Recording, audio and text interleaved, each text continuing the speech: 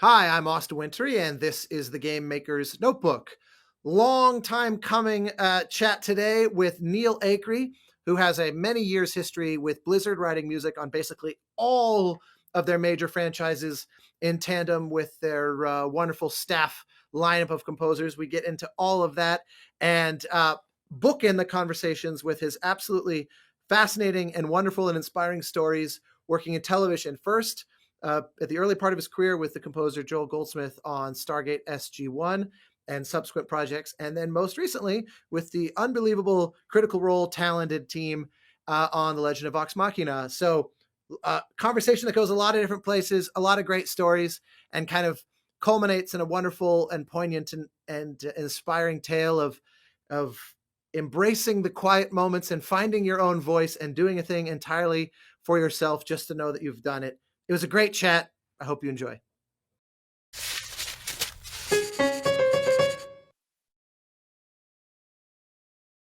Woohoo! All right, off we go. Sitting here with Matt Mercer. I genuinely, I've seen you without any facial hair more than with, but because we met and you were pretty beardy, I can't unclasp my brain from that. Like it's just like a phase. Like, oh, he's clean shaven right now. It's been years, I feel like, but according to Facebook, it's been almost exactly 3 years, and I haven't that's not too bad. haven't updated any of the social media profile pictures because who wants to take promo shots during the pandemic? Just Well, I think it's also a combo of you. Also, I remember you used to post like daily. Here's my taco receipts. Yeah. And then you stopped doing that, and it seemed like not to veer straight out of the gate into things that have nothing to do with music, but it seemed like you lost quite a lot of weight as well too. So it was like everything about your appearance had changed, and all in a very, I guess, positive direction. But it's just so funny where I'm like, you're so branded, it's so cooked in my head.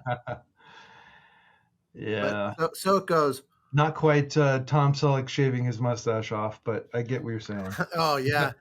My dad had a full on Tom Selleck style mustache, and one time as a kid, I was really young. I was like probably 7.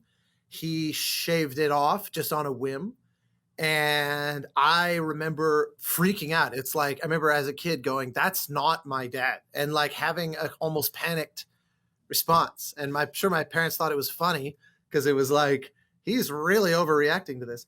But yeah, it was alarming. In any case, how you doing? Good. How about you? It's life is seemingly more or less back to normal. Traveling a bunch and sessions and the things that normally are the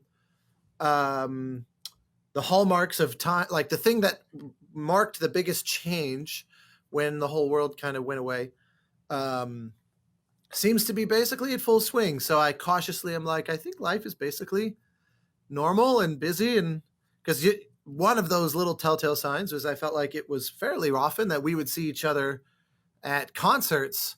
And once I went, a year and a half of that not happening, it's a real noticeable life is messed up metric. Yeah, for sure. But how about for yourself?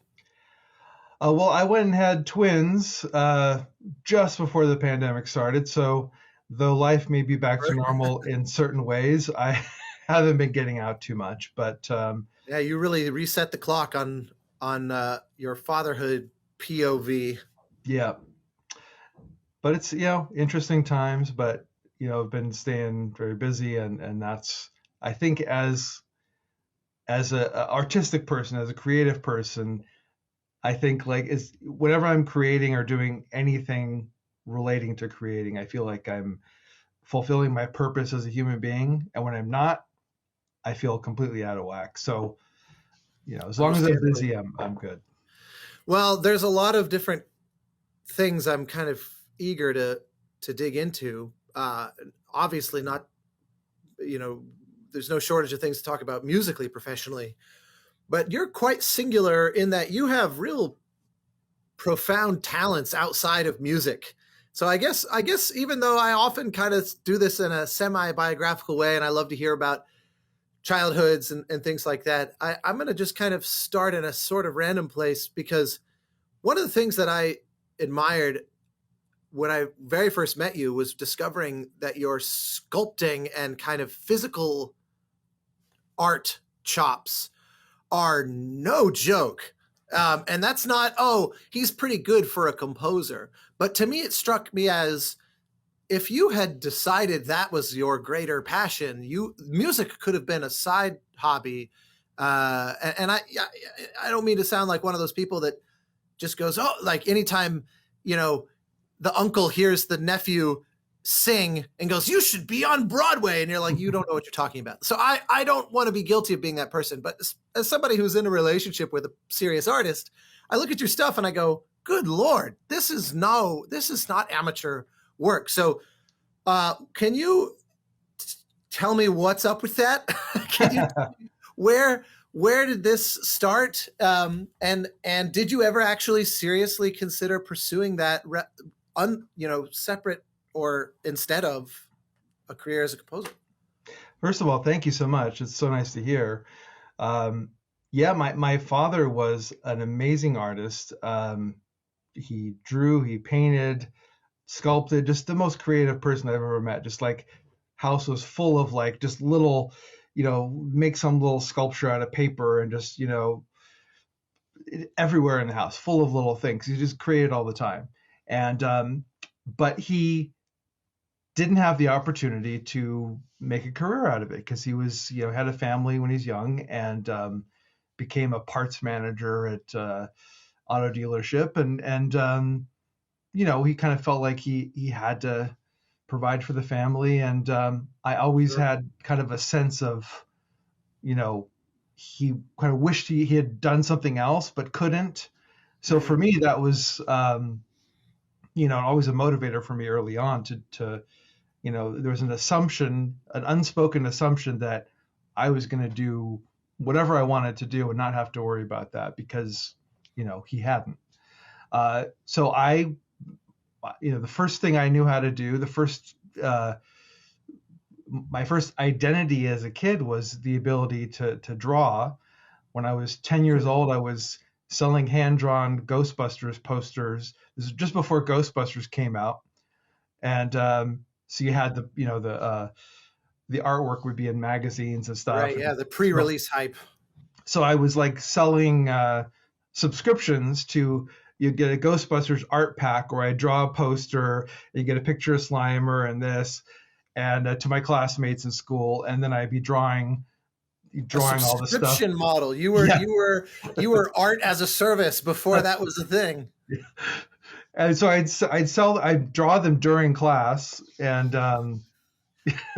that's funny. I've never gotten this story from you before. This is first off, that's amazingly entrepreneurial. Like most kids, most kids are probably just not. Most people, I think, are probably not especially entrepreneurial unless they're sort of encouraged to be or something excites them to be. But the average kid is like, okay, I'll make a lemonade stand, or I remember there's childhood video of my sister from probably around that same time. Actually, it's probably from, maybe 1984, 85, where she set up an ice water stand. It's like even less work to do than a lemonade stand. And my dad had one of those shoulder mounted VHS camcorders, and he's filming a tight close up on my sister screaming at the top of her lungs, ice water for sale. And then he zooms out and dramatically reveals that it's Denver in January and everything is frozen. It's completely covered in snow. And you can hear him say something like, she's still working on her business acumen, which always killed me. So that's like, to me, closer to normal. What on earth made you think, I know, pre-released poster subscription model? I mean, that's quite a thing for a kid. I have no idea where that came from. Certainly not my parents. I mean, my grandmother had an antique shop, and she might have been from her, just that, inherited that sense of, trying to find your way doing what you love. I don't know, but that was admittedly very young. But I found my identity through art. I mean, I always felt very quiet in school, always felt like invisible until someone in the class realized that I could draw. And all of a sudden, everyone's Mm, like, "Oh, you're the one that can draw," and that became my identity. mm. And so by the time I was, early high school, even earlier than that, the plan was to go to school, study art, and become an artist. That's just what I was going to do. And I ended up going to, uh, you know, studying art in college for the first semester, and then I had one music class because I had, uh, I was playing guitar when I was 14 in bands, so forth. It's kind of a hobby. First semester of college was art and one music class. Second semester of college was music and one art class, and then music all the way.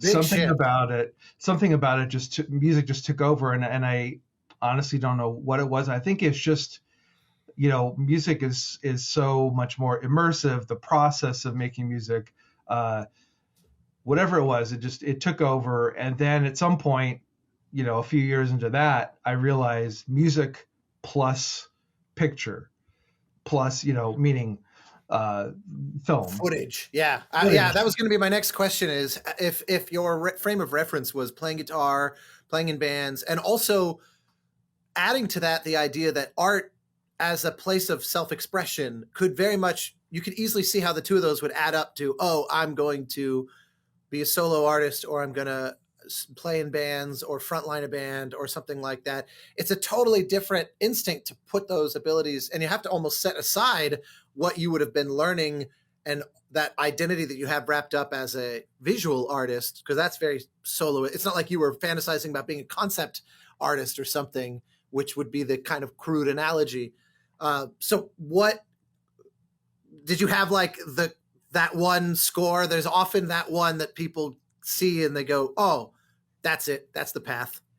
There was, of course, we all have ones. I feel like the seeds had been planted my whole childhood. Of course, Star Wars, and uh, I think the first For our record I ever bought. non-viewing, it's just worth inserting for those Yeah, who are listening on Spotify that you have a life-size Darth Vader over your right shoulder and a life-size Han and Carbonite over your left shoulder. And what they don't see, but which I know is elsewhere in the house, is innumerable others, including one of the most amazing uh, models of X-wing surface skimming over the Death Star. That's just may as well be straight out of the ILM workshop. I mean, it's unbelievable stuff. So yeah, clearly Star Wars was important. and there's a connection to that too, because when I think I must have been 6 years old when they started having the behind the scenes, on ILM, you're broadcasting those on primetime television, Mm-hmm. and I would get the collector's edition magazines that came out during each of the movies, and they'd have pictures of the model shops and blue screens and all the ships and everything, and I just remember thinking as a kid, like I want to do that somehow. I want to be involved in making movies, and I didn't know how, but that was a thing. And of course they'd have a little thing on John Williams every time, and I wasn't as a kid saying I want to do that, but it was always there. First album I ever got was whatever the story of The Empire Strikes Back that had the dialogue and the music and you Uh-huh. know all like that. an like an audio dramatization of it. No, it was like literally they just took the movie and released a record of the movie on the sound track of the movie, so you could listen to the movie because this is before VHS. You couldn't rent the movie. You had to difficult to see the movie in the theater every day. But I'd listen to that over and over again. You hear all the sound and the music and everything all together. Certainly a big influence. And then I think years later, I had a friend that was playing the Beetlejuice soundtrack for me, and I remember that I was probably 14 maybe, and like thinking how cool that was, just listening to music. The first time in a long time I was listening to soundtrack music on its own. But Right. then Legends of the Fall, that's the one Ah, that was like right time, right place, and just the most amazing, perfect score. And please tell me you that's bought the book that just came out recently. I did. Yes. Okay, yeah, okay, It's okay.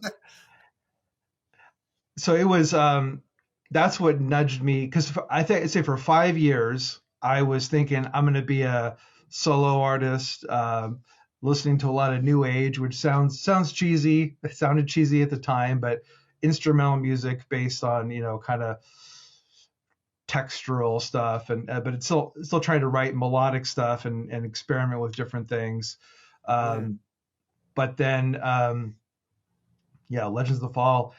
And then there's always people would always hear my music and be like, "Oh, you should make music for movies." And I thought that's an interesting idea. And while I was in school, I had a teacher named Mike Watts, who is a session keyboard player, does a lot of stuff for John Debney, and he had this electronic music class at school and was like teaching us synthesis. And a couple times, we would write music to picture as a task. And so I kind of get some basic ideas of what it was about, and then he would invite some of the overachieving students to go to sessions with him. And I said, sign me up for that. So I first thing we ever did was like, well, the first thing I ever did was like a karaoke session, and had a bunch of musicians would sit around, they'd play, karaoke tracks, and I think he was just testing me out to see if I'd be cool in a studio situation. Wow, It that's was funny. fun. I've never heard of that. That's an interesting, almost like personality audition. Yeah. And then Interesting. the next session was, I think it was uh, Batman the Animated Series Oh my God, at Warner Brothers. what an introduction to the world of scoring. That's And unbelievable. next one after that was the movie Turbulence, So Shirley Walker. you were on a Shirley Walker pattern here. And she came over. I was sitting behind Mike's synth rig at the back of the room, and she came over and she said, "Welcome to the big time," and gave me a wink, because she knew me from the TV sessions. Now this is a big feature film. And then, but there was John Debney's Liar Liar session. Todd Mm, AO, he brought me to that, and that was standing in that room and meeting all the musicians and meeting John. There was this moment that I said, there's something that became very real about it, like seeing how down to earth everyone was, how much fun everyone was having. I thought, I gotta I gotta do this somehow. mhm. So I asked my teacher. We got back later that night, and I said, "Do you think I could be a composer?" He's like, I don't know. It's you gotta really want it." And he was kind of just trying. He was trying to. I realized years later he was just trying to make sure that I wanted to do it no matter what, and wasn't Right, going to yeah. do it because he told me I could do it.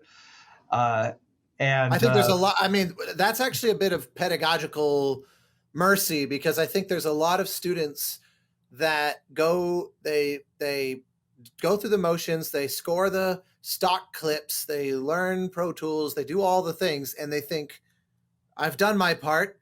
Now hand me a career. And yeah, yeah, sure. somewhere along the lines, the music education system has not braced them for the fact that this is a brutally hard career and they're in no way guaranteed to make it. It is, I was saying, it's a bit of kind of educational mercy that they not just make it seem like, sure, why not? Anyone can do it. Why, you can do. Although that said, something in there, I'm curious. Going to Shirley Walker. First off, Batman the Animated Series was like one of the most premium TV composer gigs out there. I mean, it's super high profile, good, solid weekly recording budget. This composer, top of her game, and like a real trailblazer in the industry. There's a lot of things where I'm amazed that it that wasn't the instant. Oh my God, this I gotta be honest, I don't remember the timeline if the Debney session happened first or which one did. Well, Somewhere I in there mean, for sure. I Yeah. think Liar Liar was like, wasn't that like 97 or so? So I would think the animated series had to have come before. I mean, either Yeah. way, I get that Tadeo was also, um, I love Warner. It's probably my favorite scoring session, but Tadeo felt like the big league. So I could see how that might kind of be the thing that pushes you over the edge. Yeah, because Turbulence was at Paramount. Um, Ah, yeah. but still, I mean, they were all amazing studios that sadly are not there anymore. They're Yeah, not. both Paramount and Tadeo.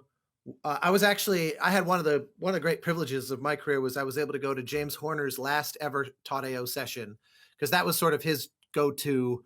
He really preferred that stage when in LA, and he was doing this movie, The Spiderwick Chronicles, and the final day of sessions for that was only a few weeks from Tadeo's close. So it wasn't Tadeo's last session, but Horner knew he was never going to be back in that room again. And I Wow. remember Peter Rotter coming up to me and going, probably don't talk to James today. He's in a bit of a mood because he's genuinely down. This place has been a big part of his life for 30 years and he's having to say goodbye to it. Um, and it was quite a thing to witness, because he was doing the end credits. That was the one cue for the entire 3 hours. It's like an 8-minute cue, no click, and a single unbroken take. And yeah, I mean, it was sort of quintessential Horner session in that way of all the things that he was known for doing, working super slowly and methodically, and long cues. And anyway, so yeah, Tadeo. Um, it seemed impossible. It seemed like surely they're not going to actually get rid of it. Like someone's going to come in and swoop in and save it, and nope. It is now cubicles. Yeah, it's so sad. I was Oh, very lucky to get to see some Horner sessions in person as well, and that was segueing, you know, to something here. So at the end of my college run, my a friend was asking if I wanted a job doing cartage over the summer, and I thought, yeah, it's kind of a physical labor job. Doesn't sound that fun. It's not exactly what I want to be doing, but you it's like know, being a piano mover as working in the music industry. exactly. But I thought I'll give it a shot. I've always tried to be open to opportunities and see what happens. And sure enough, like the first week was going from studio to studio, met James Horner and Jerry Goldsmith and just every single hero of mine, and getting to just sit in the back of the room, while the guy I was working for was like, you know, not impressed at all. He's like, I hate waiting around. I'm like, please, let's stay longer. Do you remember And which scores they were? well, Star Trek Insurrection with Jerry, Ugh, and what a beautiful big tomboy oboe solo right at the front end of that. yep. And it was the opening cue that they were doing, That's amazing. over and over again. And it was funny as we're standing in the room and you couldn't hear the synthesizer stuff. He'd have the kind of little synthesizer pulses. So you're standing in the room and it just orchestra would play and it'd be just dead quiet and everyone's still like completely silent, and then Yeah. be back in again. Um, and then Titanic was that summer. Uh, you You know, went to a Titanic I session. was sitting in for like at least a couple of weeks almost every day, and that was at that point I had made friends with the Ian Underwood, who was the keyboard player for Horner. Did a lot of one of his keyboard players did a lot of stuff for him. So we would move his equipment in, and I just say, can I just, on the days we're not moving you, can I just come and hang out? And he said, sure. So I sit there behind his rig and Wow. talk to James every once in a while, and people, there's always be stories about how he'd be kind of moody and unfriendly to people. But first thing I said to him was, I'm such a big fan. I love your work. And then ever since then, every time he saw me, he'd smile and ask how I was doing, and super warm to me. And I remember when I first moved to LA, I took Sandy DeCrescent to lunch, and she told me a bunch of stories. And one of them that she told was that Horner, as his reputation for being very kind of unpleasant was spreading, one day he basically said to her, why don't people like me, more or less? And she said, because you're not a nice person. And she said, to his credit, he took it to heart, and really became a different person after that. Because I was at Avatar and at Spiderwick Chronicles, and I had the same impression. I didn't really interact with him much, because he was working, obviously, and who was I to say anything? But I remember thinking, there's no way the musicians could dislike this guy. I mean, he would periodically just stop, say, "Everyone doing okay? Should we take a 10 early?" Or like, he was thinking of their well-being in a way that was very obvious. And I kept thinking back to that thing where I think if it had been 10 or 15 years earlier, it would have been like, "This isn't good enough. We have to," and it like would have been a very kind of bristly. And so I love that. It's like what you're saying is very kind of concordant with what I'd heard. And I love hearing these other perspectives of people who say, "Oh yeah, no, actually he was really, he was kind." And of course, who wouldn't like a fan? but Yeah, of course. but still, that's great to hear. And Titanic, I mean, my God, so much gets like swept under the rug on the fact that the song took over the world so much. But that's just such an incredible score. It really Absolutely. is such a feat of musicality. And so much of the score wasn't used. That's the thing I think a lot of people don't realize is there was a lot of these, big action sequences that had score going through them that they dropped it in favor of sound effects or even like the string quartet playing and Mm. not necessarily a bad thing for the end result obviously speaks for itself, but I remember there was a couple cues that I was sitting in the room and then I watched the movie and I'm like, what happened to that cue? And Wow. I I think didn't they're on even know the about there being big significant cuts like that. That's pretty amazing. they're on the second they released a second album, more music from Titanic or something, and Right, I I remember. think they're on that. Yeah. Um, that's incredible. Did you have occasion to interact with Jerry during Star Trek? Yes, I met him in the hallway, and at that point I was working for his synth guy Nick Vidar, and so I see Jerry in the hallway, and I said, "Excuse me, Mr. Goldsmith, I just want to say I'm a big fan of yours." And he said, "So I'm a friend of Nick's." That's what I said, and he goes, "Nick has friends," and he just kept walking, and it was like. That's such a Jerry Goldsmith story. Exactly. At the time, I didn't realize that that was like so consistent for him. And then I ended up meeting, Jonathan Frakes like Oh moments wow. later, um, and he saw that I was looking at him, and he reached out his hand and said, I'm Jonathan." I said, "Thank you," and he just had this look that you've What? seen in all the Riker memes, that kind of, you know, Yeah, what a smooth response. yeah. I remember once, the composer Eric Whitaker told me once that he was teaching high school music, I think, or like, yeah, it must have been high school music. That can't be right. Maybe, well, I bet it was. Like, because whatever it was, this is well before his career was kind of off and running, and he was, successful in any sense. And he was teaching at a school, and Jerry, I guess, would have had a grandkid at the school, and he saw Goldsmith come to like pick up the kid or do something, and he ran out into the parking lot, and he got so flustered. He goes, "Mr. Goldsmith, you're my biggest fan." And Jerry just looked at him and did a kind of head tilt thing, and then just didn't say a word and drove off. He goes, "That's the one and only time I ever met him." And I thought that was so. Did you interact by chance much with Kenny Hall, his music editor? I met him a couple of times, but not. I wouldn't say I really knew him at all.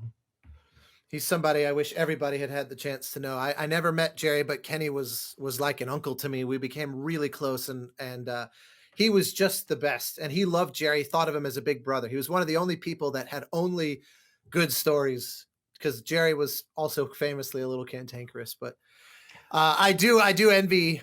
I'm grateful I never met him, because to me he remains this kind of deistic, like non-person. He's just this embodiment of all things I admire. But I also can't help but just how wonderful to have been able to see him work, at the office, as it were. So what a cool experience. Was there any others other than Star Trek? Oh yeah. Well, Small Soldiers and Oh, nice. It's around that time period. The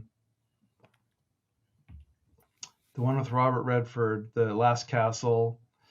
Uh, Oh, I like that score. I remember that one had the unfortunate timing of coming out right on top of 9/11, exactly. and kind of got swept under the rug. I think, and you know, Jerry. I remember they repurposed his theme to be a kind of hymn or a sort of elegy for 9/11, but yeah, that definitely puts us in a very specific 2001 time and place. Yeah. At that point, I was working for his son Joel Goldsmith, who was tremendously instrumental early in my career, and that was another Cartage inroad that helped him move his studio from one side of town to the other, and stayed Mm. on as his assistant and left the Cartage behind. But you were talking about Jerry, like while I did have that initial meeting was very gruff, uh, once I started working for his son, it became a whole different relationship. And he'd come over for, family gatherings and stuff. And when he knew that I was working for Joel, he kind of treated me completely differently. And it was, Sure. uh, I felt like it's a good feeling to know somebody that's known for being so gruff to have them be, warm to you. And there'd be times where Joel would, and Joel knew I was a huge fan of Jerry, so he'd take advantage of every opportunity to kind of like like give me an example. I was working on this sci-fi channel movie that was temped with Alien, and I went over to Joel's and I said, I'm trying to figure out what this sound is, because it's in the temp score and it's such a specific thing. I'm thinking I'm going to try to do something like it. And he goes, hold on a second. Hits speed dial speakerphone. His dad answers the phone. He goes, hey, Dad, what's this sound? And he plays it. He goes, oh, yeah, that's like a didgeridoo being blown in a bucket of water. All right, thanks. And he, just, right on tap. And then another time we were watching Rudy. Joel got this Ugh. big screen and projector put in his studio, and for like a couple weeks all we did was just watch movies on the big screen, and Rudy was one of them. And so at the end of Rudy, he goes, speed dials his dad. He goes, Dad, why did you put choir in Rudy at the end? It's not through the rest of the movie. Why do you suddenly have choir at the end of the movie? He goes, I don't know, just felt like it could use it. Okay. Nice gig when you can just throw choir on ad hoc like that too. Yeah. Good old studio production budgets. That score is truly one of my all-time favorites, and the stories. I remember they had this almost mythology around the sessions, that it was like the whole orchestra was crying, and Jerry got a standing ovation when they finished the big final game cue, which never happens because, like you mentioned, the musicians on a daily basis, they're playing, especially in the 90s. Just think of like that era where you've got Goldsmith and Williams and Horner and James Newton Howard and Hans Zimmer and Danny Elfman, and then there's like the new guys like Goldenthal and Gabriel Yared and but there's still like holdovers of, I mean, like Hamlish and the I'm trying to think who would have been. I think can't remember when. Yeah, Elmer. Yeah, of course, absolutely. And can't remember when Miklos Rozsa's last score was, but I think he only died in like 95. So it's like there was this era where, it was a real changing of the guard. And also the 90s was like one amazing score after another. I mean, it was just like what an incredible period of that was. So the musicians took it a little for granted, like it was their day job. And I got another 5 days of Horner, we're just doing Legends of the Fall or kind of thing. And so for the musicians to have given Jerry a standing ovation it was like this rare treat. So one time, thanks to Kenny Hall, music editor, I had the great fortune of being able to meet the real Daniel Rudiger. Awesome. and spend an afternoon with him. And I said this, and he was always supposedly in the booth when this happened. And I said, can I just ask if this story is true? And not only was it true, But I asked him, is there even a way to describe the feeling of your life's greatest triumph being put to screen? And first off, put to screen so beautifully and just from a filmmaking standpoint, so lovingly. But to have arguably the greatest composer ever just pour his heart and soul into it and just knock it out of the park and see that everywhere around him, people are going, this is a whole other level for you. I said, is there even a way to describe that? He basically was like, no, there just simply isn't. It was of all the highlights associated with watching his life story be told through the film, it seemed like being at the sessions watching Jerry Goldsmith work was one of the absolute pinnacle highlights for him, which is not intuitive. You wouldn't, you'd think being on set and watching Sean Astin be carried off the field or something might be the most exciting part, but it was really clear that really meant just everything to him. I love your Joel Goldsmith connection so much. You're really amongst all of us here, fellow travelers in the world of games. You're a real outlier in that way, because not only did you really serve a lot of time in the world of TV and really cut your teeth very meaningfully in a way that a lot of composers in games haven't, but to be like a seat at the table with essentially composer royalty is so special. And I never met Joel either, but I love every time I've heard you talk about him. You'd be hard pressed to you always talk about him as if he was a family member. Absolutely was. Yeah, I always thought of him like a second father. It really it's amazing. Was. I just love that he seemed to really look after you. And so just give me more of a sense. Obviously, you work together primarily, I believe, on Stargate SG-1, right? Yeah, I mean, it started with, I think I started working for him just like a couple years into the Stargate SG-1 run. And yeah, you'd have, films come through and he did, Call of Duty 3 amongst those. He's a real, just like his dad, just a real, like, say blue collar, just like real, like kind of, craftsman, like go in and work all night. And, he would procrastinate a little bit at the beginning and we'd be up all night towards the end. And I always remember thinking, when I start doing my own stuff, I'm going to do it a little differently. But he would do it like he just, he's a dramatically underrated composer, I think. It's very talented, and to have to come up, in Jerry's shadow. And while that, I'm sure that the name opened plenty of doors for him, it was always like you got to live up to this name and this legacy. And he had his own style. He came from more of a rock background. He produced rock albums early, and he did some mixing on TV shows and came from more of an audio standpoint. But as a composer, he taught me so many things. And that's really, that was my music school is started working from pretty young. Taught me about, simplifying melodies and how to develop a main theme, mixing and the technical aspects of things. Would always tell me the shaker sound was too loud. That was a constant thing that would come up. To this day, I always turn the shaker down just a little bit, just in case. It's the Joel polish.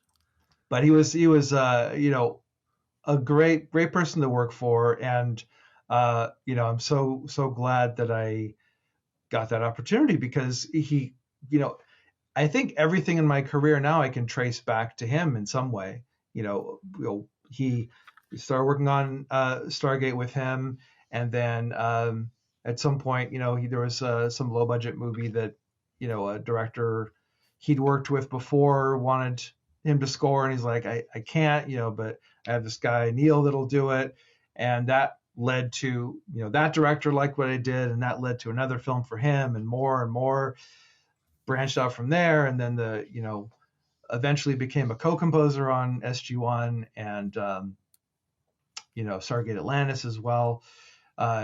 Just a lot of experience, and it was the kind of, I don't know if things are any different now, but it was just like this the schedules were such a grind that you had to learn how to knock stuff out really fast, and that has taught me a certain shorthand. Taught me. I went in there telling the first thing I told him was like, you know, MIDI wise, I'll draw in, first violin, second violins, violas, cello, bass, and I'll write in each of the notes, and then I'll draw in a volume curve, and that's that. He's like, oh, you gotta stop all that. He's like, you gotta learn how to play everything on the keyboard all at once. You got to get a volume pedal, and you can mix real time. So I did that, and then eventually got a left pedal. So now I do all the stuff that's normally on the mod wheel. I'll do that with my left foot. So now it's kind of like Wow, I getting this. didn't know that. That's I don't think I've ever talked to anybody that does that. Is that a thing that was peculiar to him, or is this just like a school of thought I've somehow never been aware of? So our friend Christopher L. Stone, I think, who did the original Dragon's Lair game, as Hmm. well as Walker Texas Ranger, happened to be an accomplished organ player as well as a pilot. So he There you had go. the ability to use both feet very well. And he thought, and he would score Walker Texas Ranger in real time. Like he just, hit record and then just play everything. And so he would develop, and I for a couple of years I helped him develop some key switch patches, not even key switch, like a single patch that could, using the left pedal could switch, violins could switch to trills, and um, but he'd use the left pedal, and you know partially because I was helping him develop the sounds, I had to learn how to do the thing too.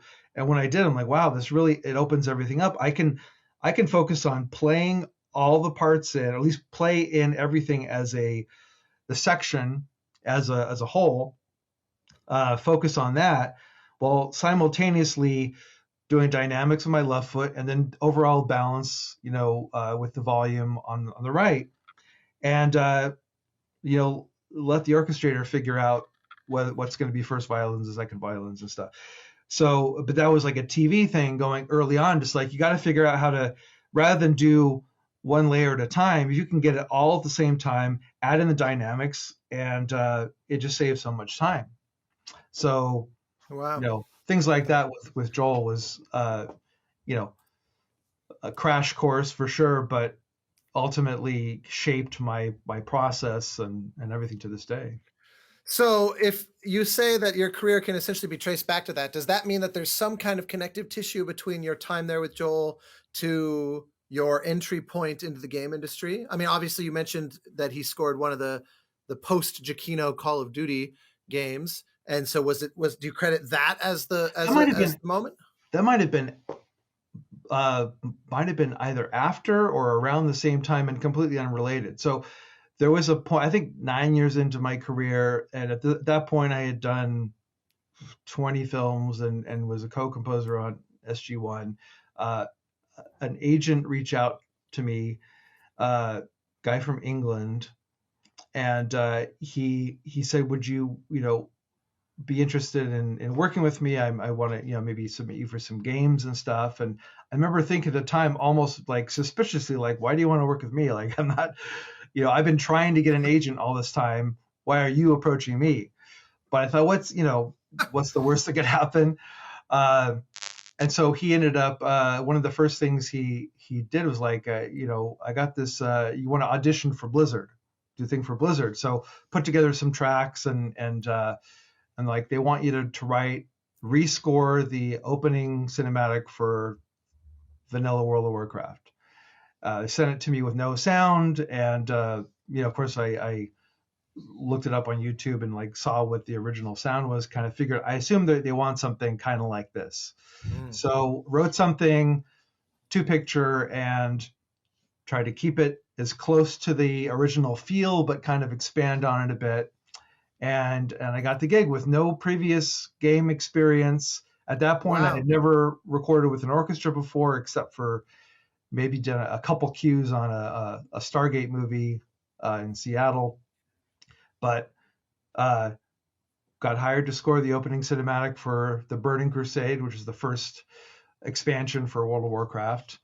And I also assumed that it might have been my experience writing to picture that helped, because I'm sure a lot of predominantly game composers were up for it, and maybe I just hit the right cuts at the right time. I don't know, but you know, very lucky to jump in at that level, and you know, Yeah, I don't think I had realized that it was essentially a blind audition. So many of the stories begin with, "Oh, I went to GDC or I went to this thing and I met this guy at the bar and just kind of started chatting and then it was like, oh, you should call me on Monday with blah, blah, blah. Like so many things kind of begin with variations on that. There's very rarely career trajectory altering stories that began as basically fill out this form and submit it. You know what I mean? yeah. And obviously write a cue.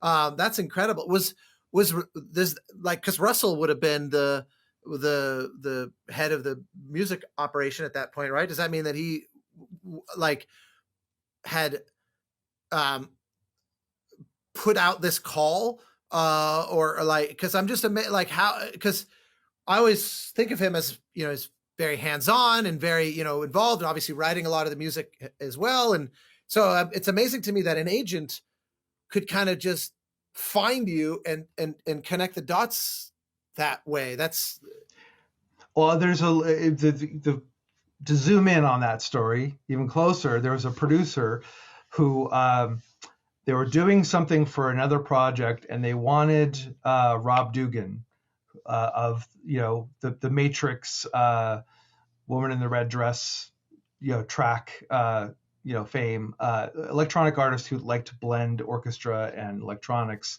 and so my agent was representing him at the time, and they said, we're interested in working with Rob. Can you get us a quote from him?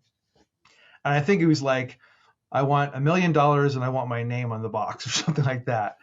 yeah, And this story has been told through several people, so I'm not sure if that actually happened. But impression I got was it didn't work out. And they're like, well, thank you for getting us in touch with him. As a thank you, if you have anyone else in your roster you want to send some music over, please do.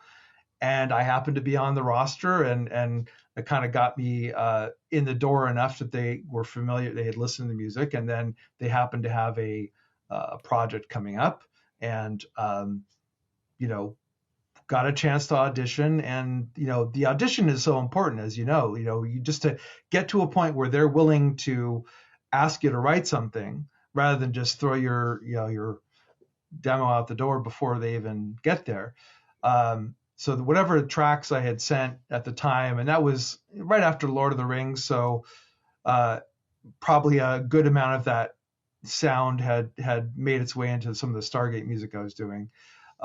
So they, got a chance to audition and got the gig from that. And yeah, it's funny, like it wasn't like instant game composer. It took a while and a lot of, GDCs and, continuing to work with Blizzard over the next few years, different projects. And well, yeah, I was gonna say you've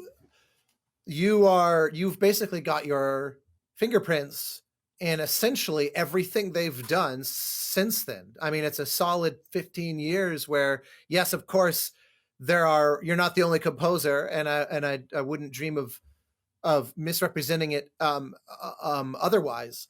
But I mean, you really are so interwoven with all the massive successes. Blizzard was always one of those companies that just astounded me. That as someone who grew up obsessed with StarCraft and Warcraft 2 and then Warcraft 3, I remember I was obsessed with EverQuest, which is why I intentionally didn't touch World of Warcraft, because I thought there's just only so many hours in the day and I have a hard time enough as it is putting down EverQuest.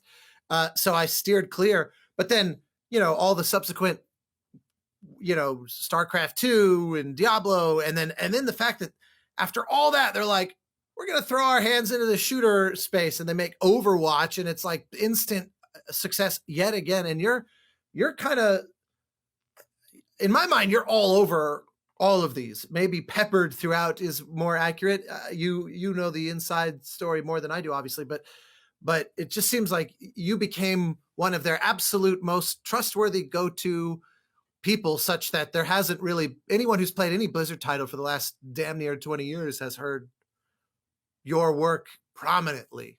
Is that a fair assessment? I mean, it really seems like a golden client for you. Absolutely a golden client, and you're absolutely right to say that it's definitely not me doing everything, and sometimes especially in the game industry, credit gets people want to assign credit to things because they want to have a face to the music they're listening to. And there are so many talented people, especially on staff there, that do the real brunt of the work. But I've been very lucky to be involved on some of the cinematics that were the higher profile things, and get to be involved in tentpole moments, and yeah, I'm very lucky, and they've been a great client, and yeah, just so much of the last 16 years of my career has been games, and due in big part to them. I want one of the things that I always remember being curious about, as someone who, we met, I don't know, at least 10 years ago, and have shared stage together, many times, where you're doing any one of a number of Blizzard pieces, but most of the time I was doing Journey stuff. And I always remember thinking, especially because I knew the Joel Goldsmith connection and the Stargate background, and I always remember thinking, you do an incredible job at fitting within a larger fabric, like something like World of Warcraft. I remember once having lunch with Russell.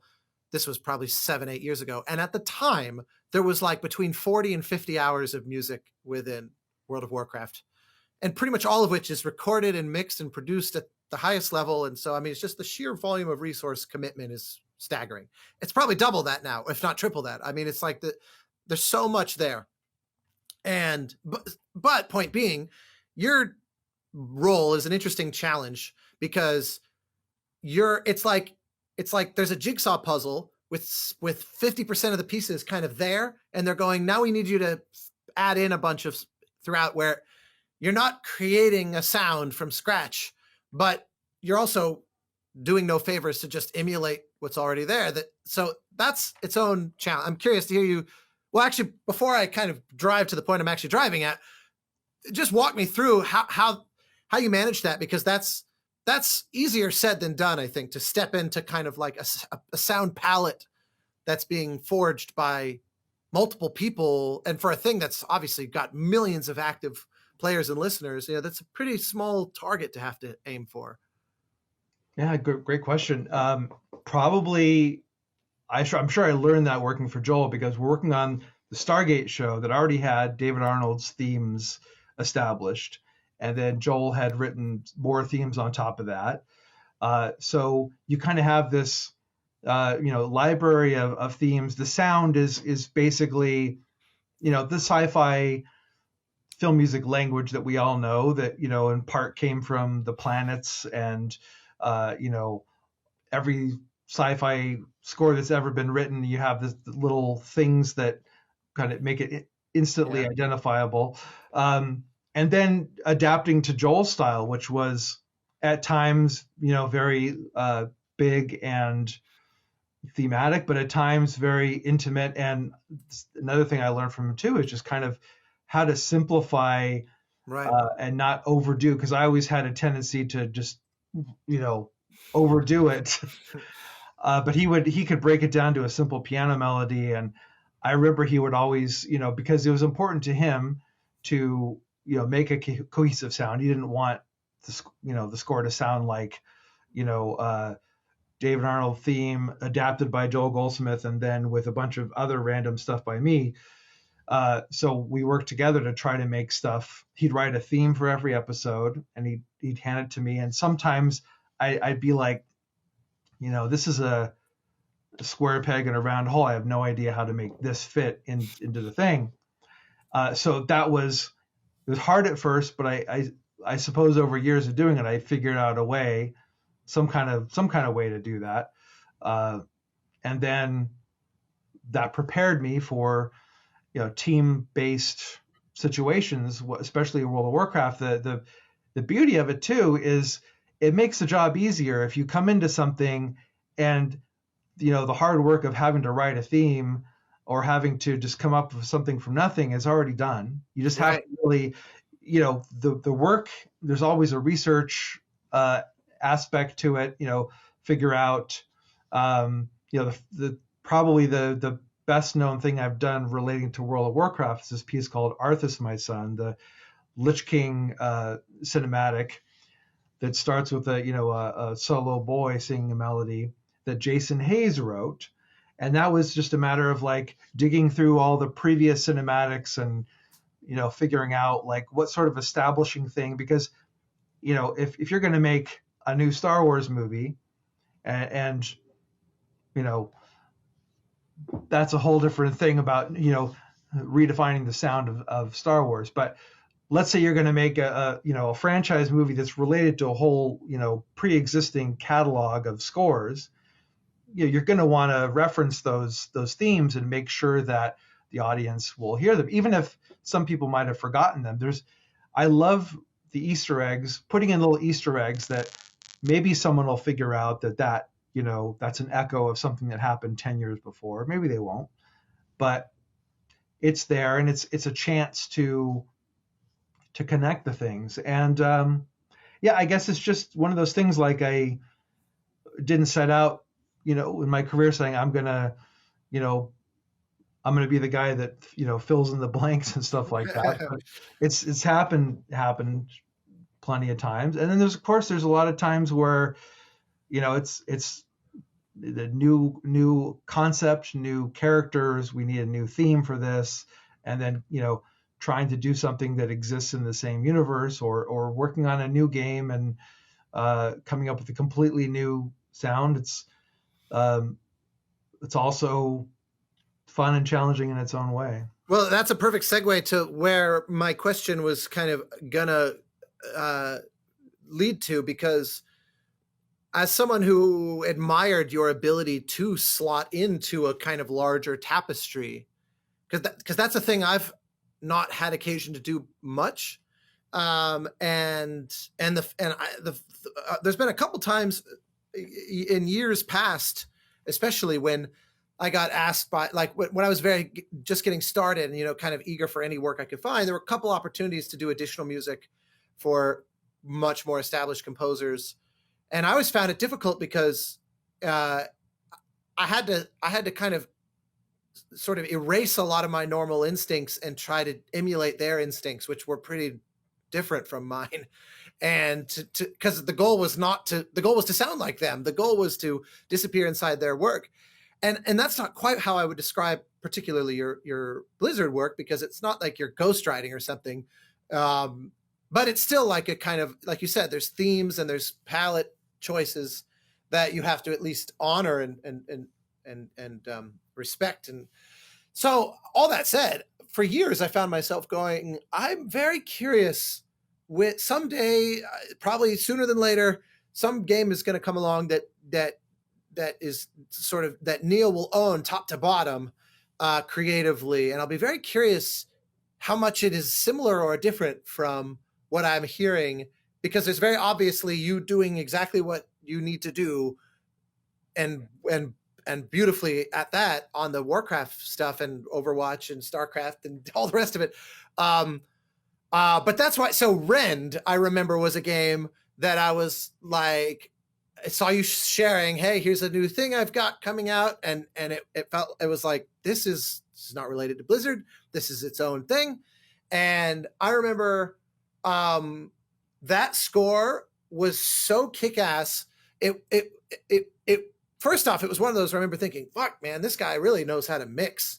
Like, it just was the polish of it from a production standpoint was awesome, especially with all the Einar Selvik vocal stuff. And it just was like, this is not that grand fantasy, Lord of the Rings, like the stuff that very much your name conjures. This was a whole other beast, but the polish from working on titles like that was very like the polish learned, the skill, the craftsmanship of it was clearly in evidence, but it was a whole other musical identity. it was really exciting because it felt like you'd really you were really given a shot to do something much more singularly yours. And holy shit, did you take it? um, so because I actually don't know anything about that game. So what's the story behind that? And obviously I'm very curious. Einar has become, he's he's everywhere these days, but I don't know that I knew who he was until you did that score. Maybe I'd come across some Wardruna music videos because they tend to be very memorable and viral. But he's like, I mean, God, it's like Ubisoft kind of discovered him, and now he's a fixture of Assassin's Creed lately, and he's just kind of everywhere. And I felt like you were one of the first folks to sort of bring him into this space that I'm aware of, at least. So, what's the story there? What? Bring me up to speed on Rend. So it was, Frost Keep was a small handful of guys who had previously worked for Blizzard, as well as other companies, but they, branched off and started their own little studio in Irvine. And I remember visiting them the first time, and it was like literally a very small room and just guys kind of sitting around, all very sweaty little room. But I love the after having worked on so many AAAs and being on this giant Blizzard campus, to be in this little room with, could tell they were just branching on their own. They were going to work as hard as they could to make this thing that was going to be their own. And they brought me in to do the trailer because they had seen some of my cinematics from having worked at Blizzard. Sure. And Were then these people that you had collaborated with then directly, no, or I never met them, and they reached out to me, and it was like one of the first times in my career where, after kind of trying to branch out, trying to find new projects, that they came to me and asked me to do this. And when I met them, I was so enamored by the passion and the excitement they had for this project, and the artwork and the Viking mythology seemed really enticing. And so I did the trailer they had, and I said, "What are you doing for in-game music?" And they're like, "We haven't thought about that yet." I said, "Well, please let me take a crack at it." And that was, I love that they gave me this clean slate to just do whatever I wanted, and the trust there. And I think sure? that the trust, as a composer, as you know, we are facilitators of the director's creative vision. But every once in a while, we're not just facilitators, but we are participating in the vision. We're Yeah. given an opportunity to, present some ideas of our own, and maybe even we're leading the ideas. We're saying, this is my idea for what the music's going to be, and they'll say, great, run with that. All they said was, we want a theme, we want to hear it kind of early in the main title, and so because players might log in quickly and you want to get that melody out there. But I started doing some research and came across Wardruna, and I'm like, that guy's got to sing on this. I don't know how. I don't know, So I tracked him down and said, "Would you be interested in singing on this game?" And somehow it worked out, and everything I had written was written with him in mind. So I'm grateful that it worked out. And yeah, it's just one of those that, of course, I had it in the back of my mind. This is one of the first things I'm doing that's all me, and wanting it to be its own thing, but also, it's as much as I feel like I've always been a musical chameleon, not even by, not intentionally trying to be one, but just I've never taken a composition lesson. I've never been told how to write music. It's always been by ear. I hear something and I find my way through it by my ear. So for that reason, I've never been like locked into any particular style. But when every once in a while, I'll do something that I feel like comes more from inside. When I get the chance to do that, more often than not, the results are, I'm always happier with those results. I'm happier with uh, the things that are more personal, that come from personal experience, and that kind of thing. It shows. I mean, because I remember around that same time, I don't remember which one was first, but around that same time, you also did that game Revelation, Yeah, that which was I that was remember. before, by I think a couple years before that, maybe. Oh, really? It's for some Yeah, reason in my mind, Ren came first, but I just know they were both a few years ago, give or take. Um, and but that was another one where it felt like it didn't feel like the Blizzard thing, though it was also a big orchestral score. But I remember once I had the physical CD for that, and um, was driving to San Diego or something, and I decided this is going to be what takes me, for the bulk of this drive. And my God, that was a catchy theme. It was one of those where it was really, I mean, it was like, and I don't, again, that probably traces back to that time sort of in the Goldsmith ecosystem where simple but very effective. It wasn't ultra long and endlessly kind of meandering the way some melodies can be. I remember thinking, this guy gets it. Like this is a thematic mindset that I had no personal interactions, but I was raised on a similar diet, and I think of themes. I think through a similar lens of what's the simplest, smallest unit possible, and does it have, even if you come up with a melody that's 12 notes, can the first four notes be enough to make you realize where you are, so you can just even reference it, even in part. And it felt like you had a similar headspace, and that score demonstrated it, I thought, more than any other that maybe I've ever heard from you, because it was just like, God, it was just so spottable. But that's, if I remember correctly, wasn't that like a NetEase or a 10-cent game? Like that was a game that I don't think was even in the West. If I yeah. I think it remember. eventually got ported over to the West, but originally it was a NetEase game for the Chinese market, and that getting to write something for the Chinese market in that style was, a daunting task, but also a lot of fun. And yeah, that's a special one as well. And I grew up. My dad used to, we studied kung fu together, and he'd watch, kung fu movies, and had such a love for the culture. And the year I was writing that, he got cancer, and on the way back from the to and from the chemo appointments, I'd play him work in progress on the score, and it's the last thing I ever got to play from it, and that it made it very, very. It was a love letter to him and to everything that he, gave me. Uh, all the inspiration he gave me, all the, uh, the love for art and music and everything. So, you know, there are some scores that are personal, and there are some that just, you know, part of the fabric of your being, and you're going beyond that even to your ancestry, and that was a special one. Yeah, I remember I think we lost our fathers a very close, like in the same time period, but I hadn't realized the connection to that score. But it does clarify things. It's one of those where um, it felt like you were not leaving anything on the table, as it were. It was like, this is I'm going to put all of myself, as it were, into this. And that makes a lot of sense.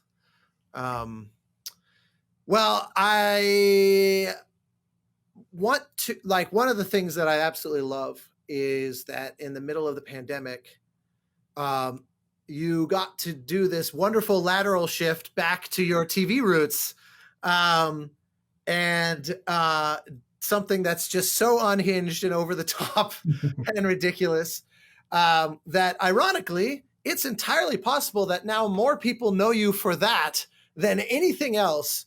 I would think at least that's possible, which is of course, Critical Role's um, sort of step into the world of animated TV.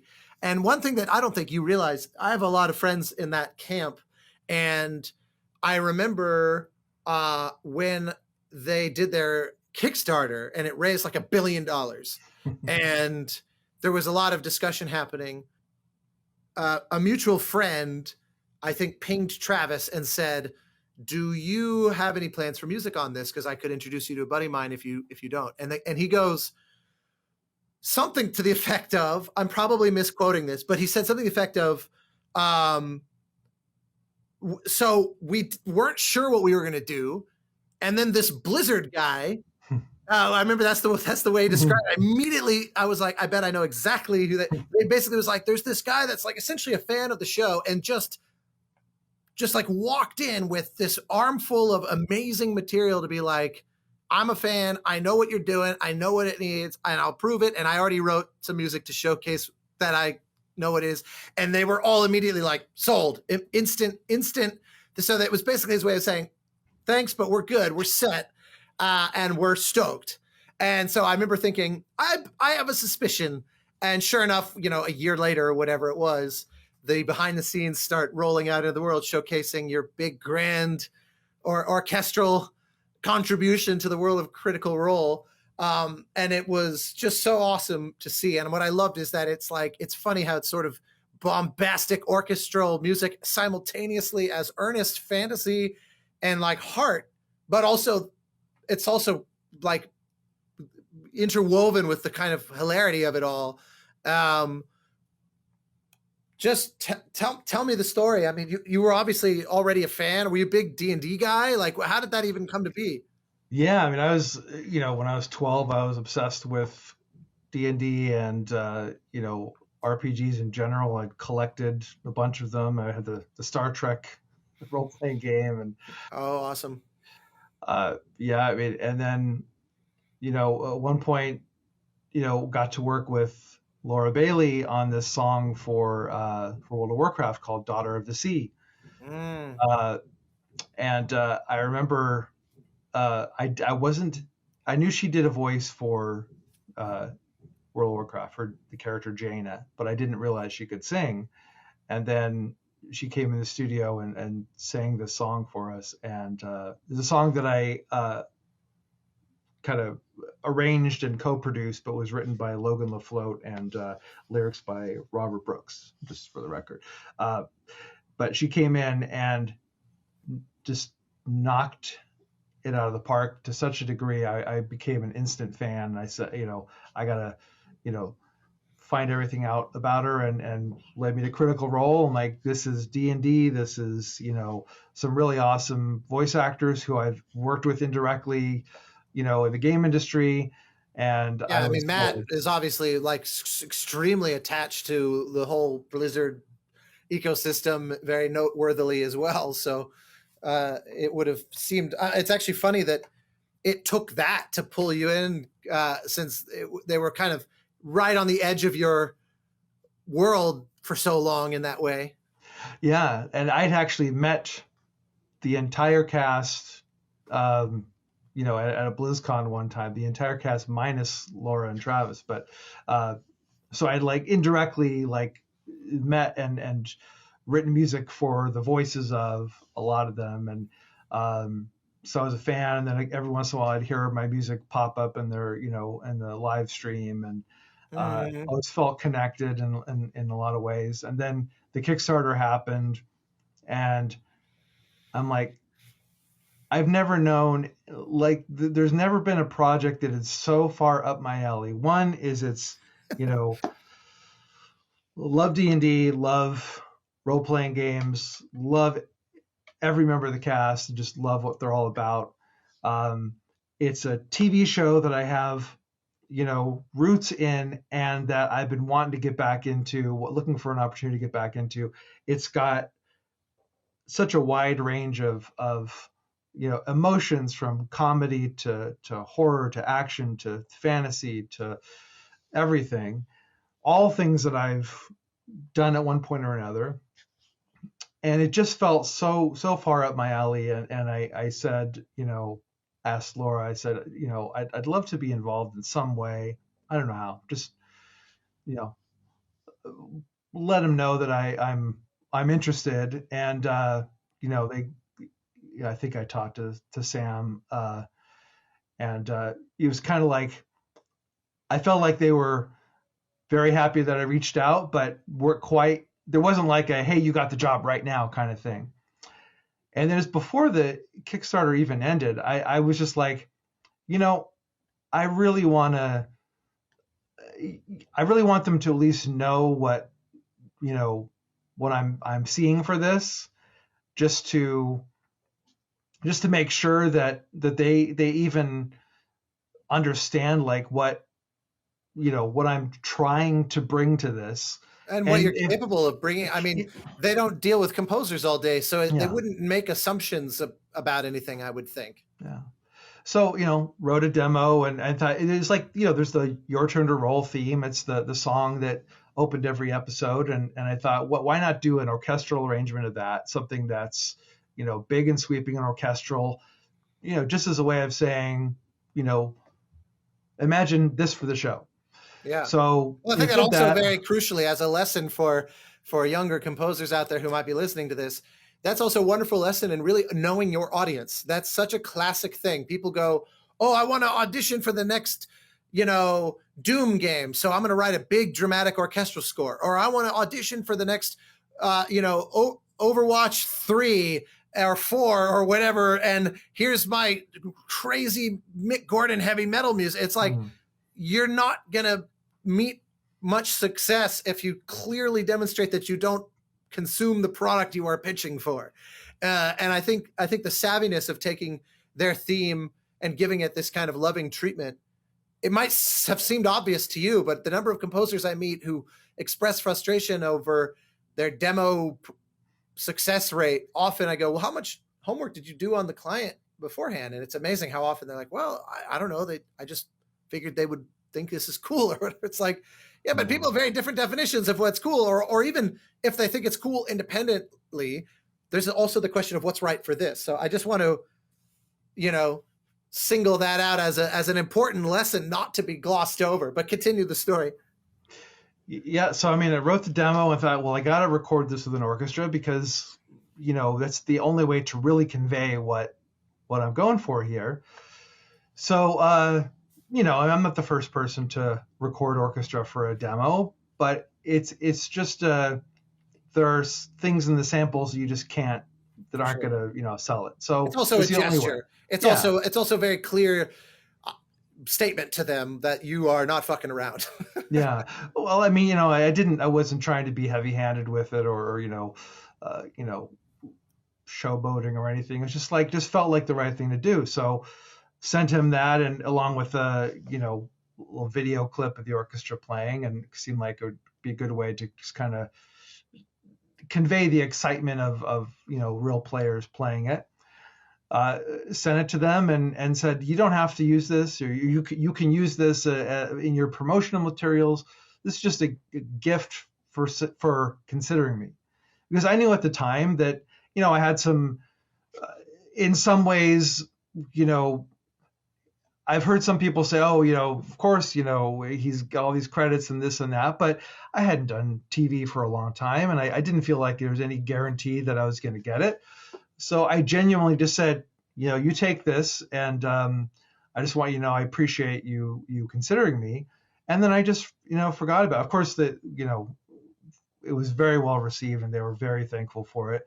But I knew that wasn't like instant, you're instantly hired. And I just walked away, and like I've done with every demo I've sent, do the best I can, send it, and then move on to the next thing. And try not to think about it. Although, admittedly, this was one of those that, like, yeah, a lot easier said than done. like, really, I was really hoping something would happen with it, and then at some point, it happened. Like, you got the Amazon sends over the deal to sign, and like, wow, this is really happening, and cut to however many years later it is now, got seasons 1 and 2 under my belt, and starting soon on season 3, and it's been amazing. It's been incredible. And another thing, you're speaking of trust, this has been another one of those projects where uh, I've been given so much trust to, a lot of the temp music, if there even is temp music, is like older stuff of mine, and it's just kind of, there's never been any uh, feeling of like I have to do any specific thing. It's just kind of finding my way, and what I love about the show is uh, it challenges me every episode, and I get to do things that seem like completely, you know, out of left field, but that's what the show's all about. Like, I think I went in there thinking it's going to be this and that, and fantasy, and going to have Celtic instruments and orchestra and this and that, and then Sam at one point's like, for episode 10, we're going to have Scanlan's his lute's going to turn into a heavy metal guitar, so I need like a 2-minute thrashing heavy metal song. I'm like, okay, all the rules are out the door now. It's just literally anything goes, and so that's been the case, and very few notes on the episodes, and everyone's just been and I'm not saying there's few notes because they that they don't care, or that it's like there's this level of trust, and I feel like we're just all in sync, and it's just really, it's Clearly. been a dream gig in that regard. And you get, not every gig is like that, and I'm definitely grateful for that. Oh, I love it. It's such a kind of a fairy tale story of just like, there's a thing I want. Okay, you got it. and not that you didn't work for it. Obviously you did, but sometimes we feel like we really are the perfect person for a thing, and it still doesn't quite work out. And I've even had it in the past where I felt perfect for a thing, I didn't get it, and then when it came out, I went and checked it out, and I was like, this only proves that I felt I would have been perfect for this. And there's a frustration there, and it's just inevitable. But yeah, I mean, I thought it was so much fun, and the score is a big part. I mean, it's not like tucked away in the mix, all buried and impossible to really parse in the context of the show too. It really feels like, no, the music is supposed to be truly felt. Michael Kamen once said something like, I want to write music that's actually heard. Like the goal isn't to disappear invisibly in the background, but to actually participate in the storytelling. And I think that your work on that really does. So I just love that. I have one last thing I just want to, if only mention, if not ask about, because there's another thing of yours that I really love.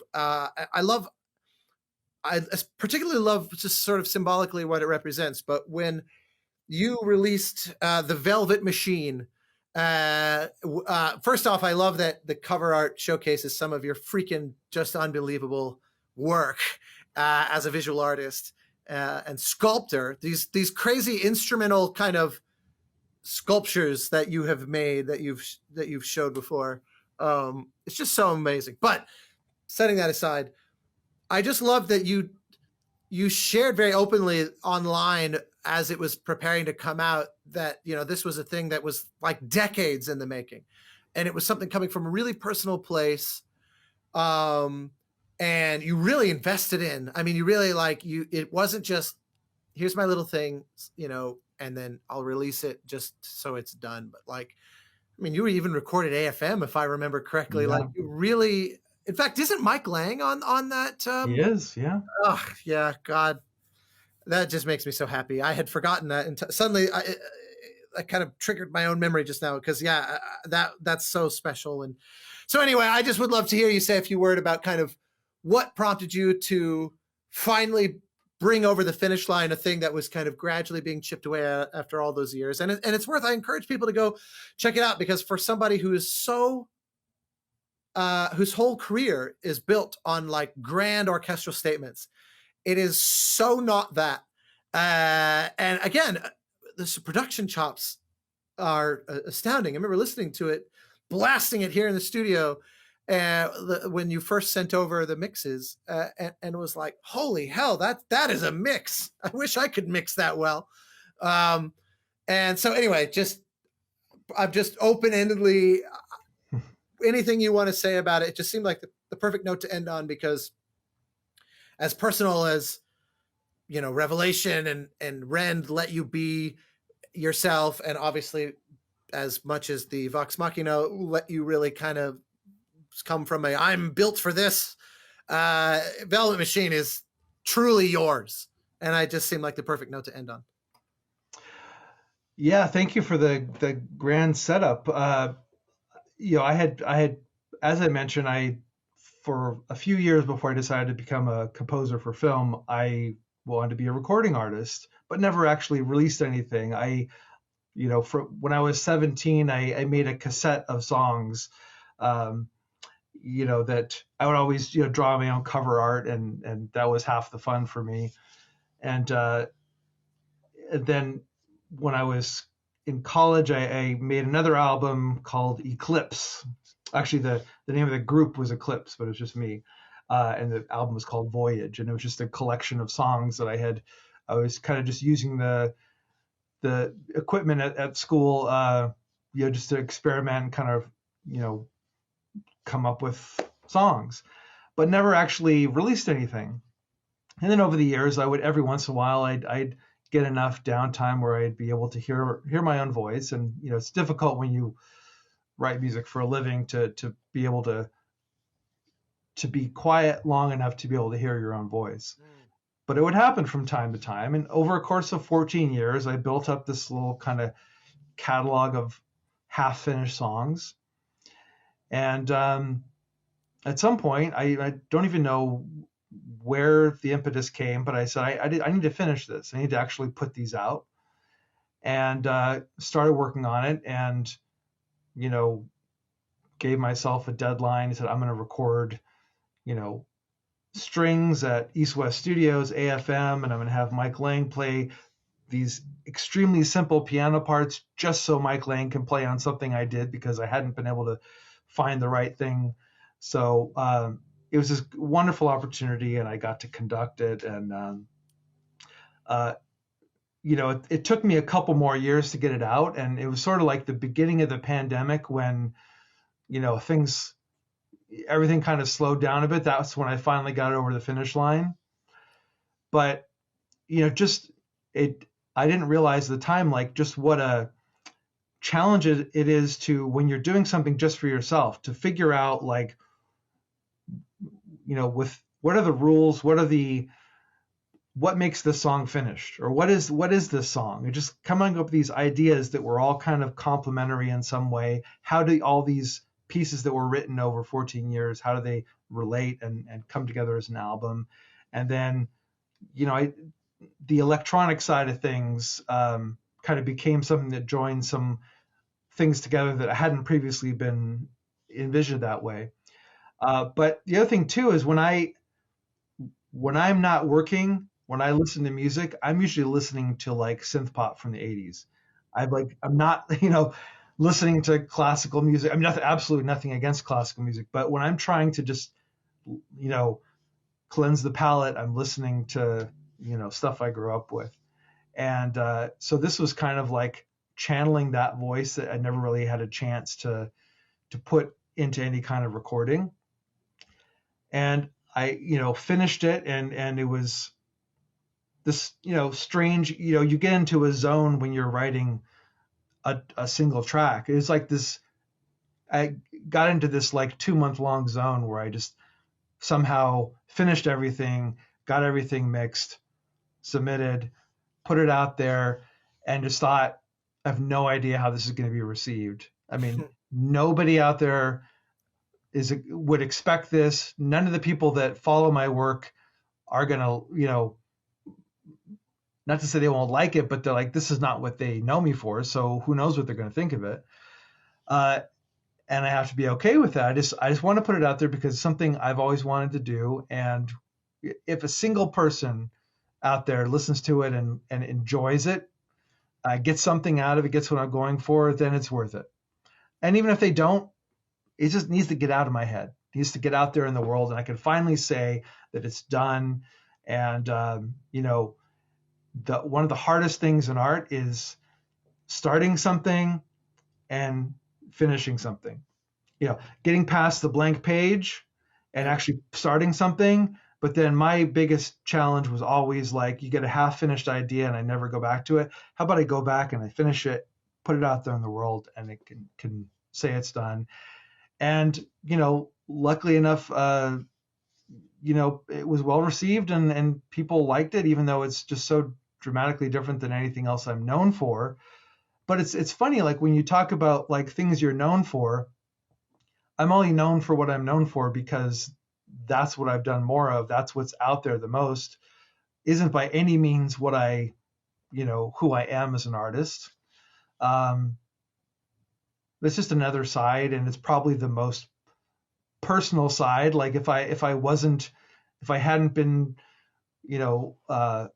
carried off by film and game music, of which has been an incredible gift to be able to do that, I'd probably be doing stuff like that, just a little more, electronic song driven stuff. And I'm glad I got the chance to put it out there, and it took so much out of me that it's hard to imagine ever doing that again. But I'm sure at some point when things quiet down long enough for that voice to be heard again, I'm sure something else will come about. Well, I that is beautifully stated when you said in the moments of quiet you hear your own voice, and a lot of people regretfully look back at the early days of the pandemic right now and say, I had this chance, that moment of quiet, and all of the internet was telling me, hey, now's your chance to take up painting or cooking or whatever, and I didn't do it, and obviously we all confronted that hurdle in our own way. But for you to have let that moment of quiet or comparative quiet see this long gestating thing over the line, I thought was beautiful. And I just always, as a composer who similarly aspires to a certain amount of chameleon and variety in my work and in my writing, I always admire when somebody kind of says, you think you know what I can do, but let me just show you something completely out of left field. I just never not get excited about that. So bravo. Dude, thanks so much for indulging all my stories and so much of your time. And I remember once I scored a film that I was excited to work on because the director of this film had been the screenwriter of Small Soldiers. And I said, anybody that was in orbit in any sense to Jerry, I want in my life. So I will happily do your film. It ended up being a wonderful indie drama, but it didn't matter. I was just like, that's secondary. So especially even on a ostensibly game music podcast, indulging all those stories of Joel Goldsmith and Jerry Goldsmith, I'm really appreciative, because those are guys whose legacies are yes, of course, primarily through their work, but the personal stories and the kinds of guys they were, especially to those that they kind of let into that inner sanctum, are stories worth preserving. And I'm really, really grateful to have a little taste of that here. So for all of it, thank you so much. And hopefully we'll see you again soon. Thank you so much for having me. This is so much fun.